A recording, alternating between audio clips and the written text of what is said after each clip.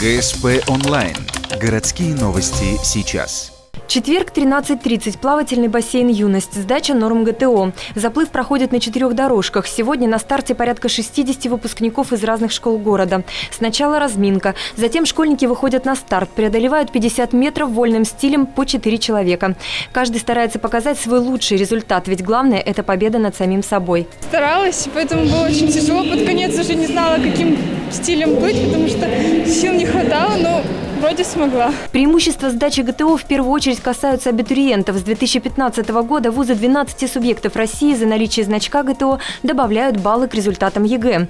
Количество определяется каждым вузом индивидуально, но не превышает 10 баллов. Хотела в Самару, Самарский государственный университет. Ясно, на кого?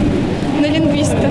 Я недавно ездила на День открытых дверей, и там сказали, что 5 баллов максимум могут дать за это ГТО.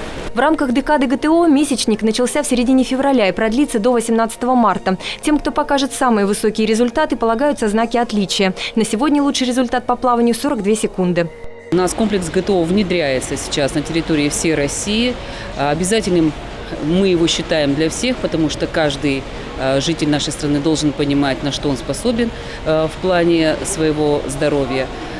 Но основательно внедряется только 5 и 6 ступени. Это с 15 до 18 лет и с 18 до 29.